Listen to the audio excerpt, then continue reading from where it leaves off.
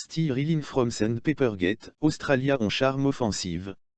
Australia has been on a charm offensive red of Friday's first 2020 international against South Africa at the Wanderers Stadium, a ground renowned for being among the most intimidating in the world. The match will be Australia's first in South Africa since the infamous Sandpapergate Tour of 2018, and will mark the return in front of South African crowds of former captain Steve Smith and opening batsman David Warner, both banned for a year for their role in the scandal. The Wanderers bullring is likely to be pegged to its capacity of just under 30,000. It is a noisy venue and especially so when Australia is the opposition. All opposition team are regarded a fair game.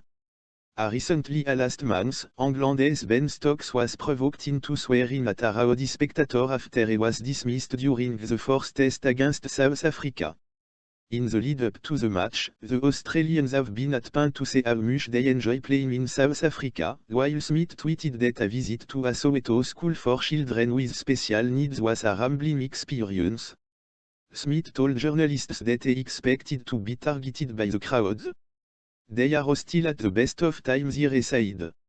Noisy spectators didn't bother him when he was batting and he said he was looking forward to hearing the crowd when he was fielding.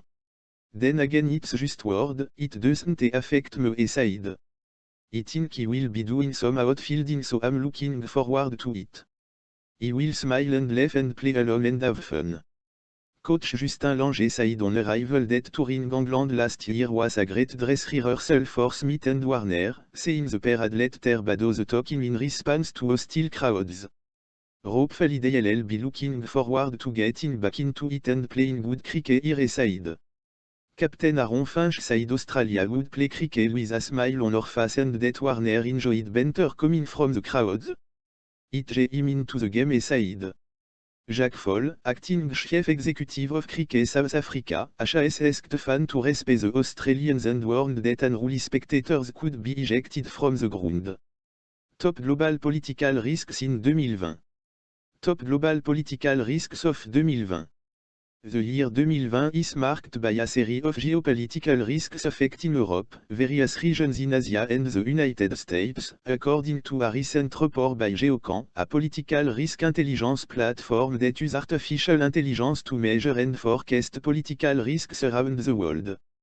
According to Geocan's report entitled, The Year Ahead Global Political Risk is forecast to decline in the first half of the year and accelerate in the second half, but overall remain under the levels reported by the same group in 2016.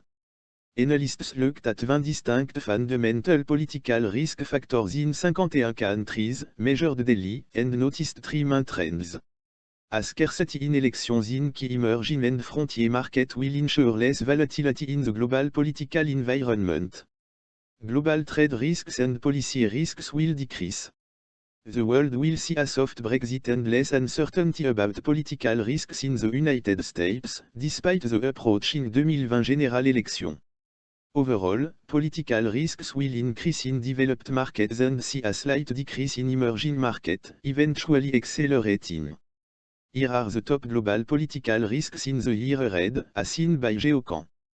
Pakistan Zindabad slogan at Owaisi rally, student remanded in 14-day custody after sedition charge. Student activist Amelia Leona, who was booked under sedition for allegedly raising Pakistan Zindabad slogan during a rally in Bengaluru, has been remanded in 14-day judicial custody.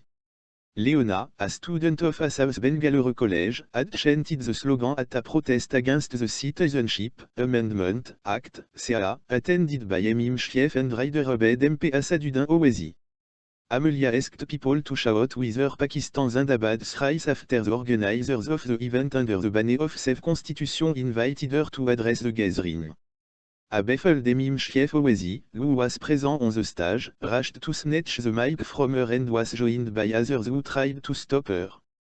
Later, the police stepped in and removed her from the day. Owaisi, who later addressed the rally, distanced his party from the remarks.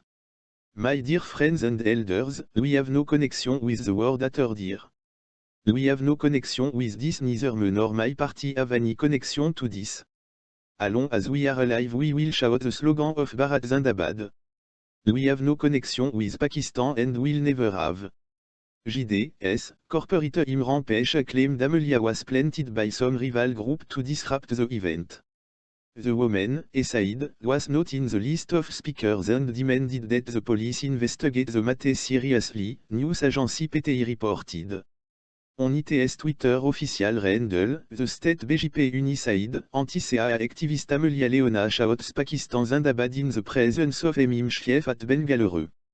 Truth is that protests against CAA are a joint venture between Pakistan and anti-national force led by CNC India. Those who support Pakistan should go there forever. The State Congress uni, too, condemned the incident on social media and called for legal action. Former Chief Minister Siddhar Mayyar Said Amelia needs to be taught a lesson. The act of support in Pakistan through slogan shall be condemned. Police have to conduct investigation et teach Amelia a lesson et wrote on Twitter. Company invest in partnerships, workforce training to bridge skills gap.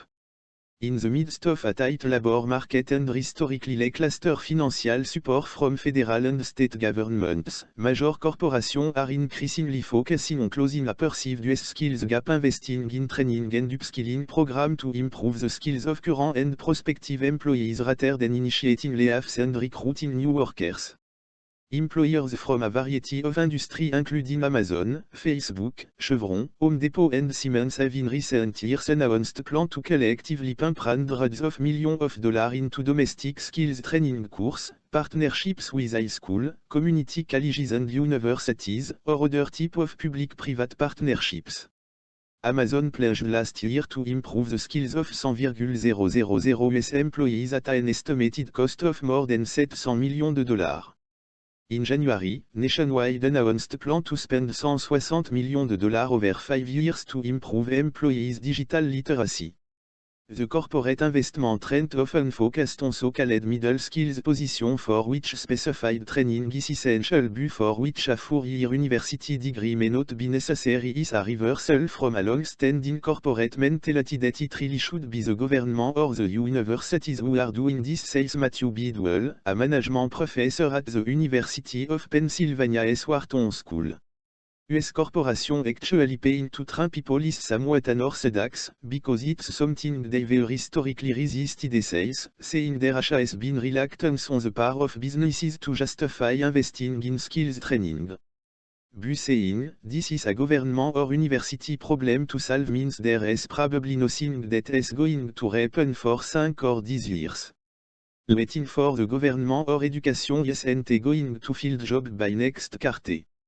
And therein lies the rub for corporations hoping to maximize shareholder value in the short term.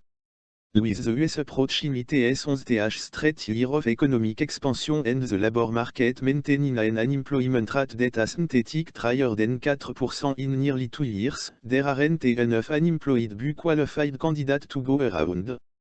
According to data from the Bureau of Labor Statistics, employers were looking to fill 6.4 million openings in December, but the government estimates only about 5.7 million Americans were unemployed and actively looking for work that month. And more than 80% of human resource professionals surveyed as a part of a Society for Human Resource Management study published last year said they had trouble recruiting suitable candidates in the past 12 months.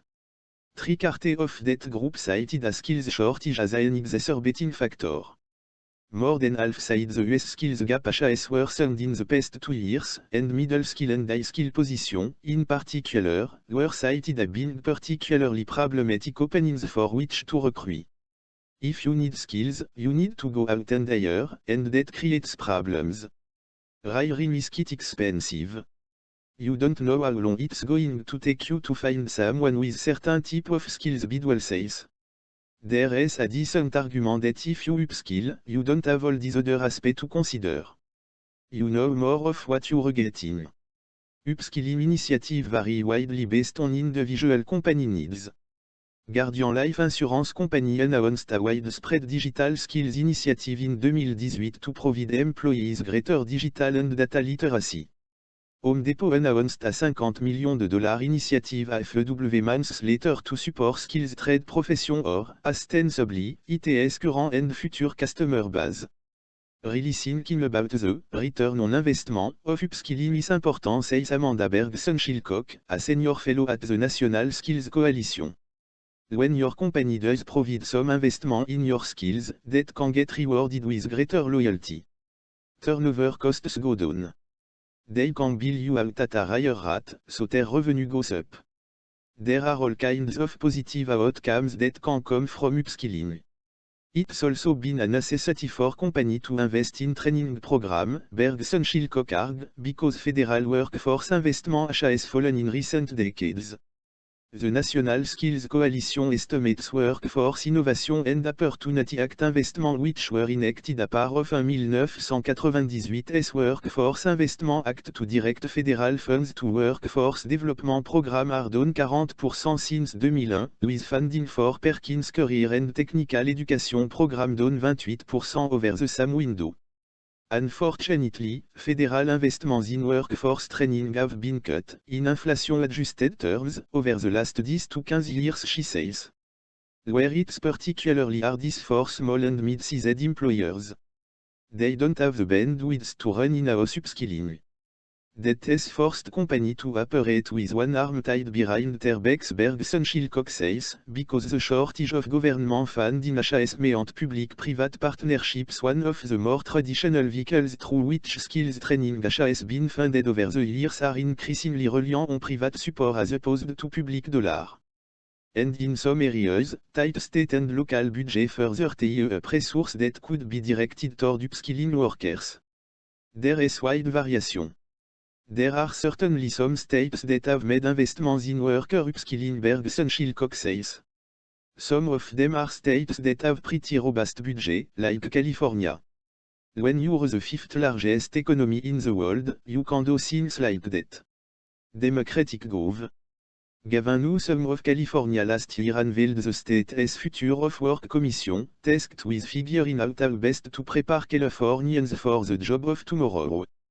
His 2020 à 2021 budget includes a $900 million teacher training allocation and calls for the creation of a new Department of Better Job and Higher Wages to consolidate the state's workforce training and investment effort. Meanwhile, Democratic Mayor Eric Garcetti of Los Angeles in October unveiled la MED 4.0, a partnership program to train manufacturing workers for more technology-focused roles. And the state government partnered with IBM in November to roll out a technology apprenticeship program to address a statewide skills shortage, according to a press release accompanying the announcement. I like to remind folks that an Indies American is a Californian. When California does something, it's not just one of the 50 states doing something. It's written a lot of people when California does something, Bergson-Shilcock says. And then there are some states like South Carolina that have done really creative things without enormous amounts of money. She pointed to Apprenticeship Carolina, a program run out of the South Carolina Technical College system that helps local employers set up training and apprenticeship program. More than 33,000 apprentices have benefited from the initiative, according to the program's website. The program helps companies navigate the bureaucratic red tape and human resource logistics required to get apprenticeship and training program off the ground, Bergson-Shilcock says. She says the initiative has been a boon to small and mid-sized businesses because they often lack the resources necessary to launch training opportunities that large companies with more substantial budget can provide. That was really born out of the recognition that, states can do some tax credit too. Encourage employers to set up apprenticeships. But for a lot of employers, a tax credit is not super motivating, she says. Some states are doing it with money. But more of them are doing it with technical assistance and support, especially for those small and mid-sized businesses who may not have a dedicated HR person. But even in states such as California and South Carolina, where state and local governments are working to address skills mismatches in the workforce, corporate participation is crucial to ensuring local labor markets are stacked with the type of employees that businesses need. However, whether that trend hold up if the economy worsens, the unemployment rate rises or the scarcity of qualified workers dissipates is a question to which neither Bidwell nor Bergson-Shillcock has an answer. Both caution that employee interest in upskilling appears to be largely tied to the state of the economy. Without more meaningful governmental contribution, the upskilling landscape could look considerably different in the years ahead, they say.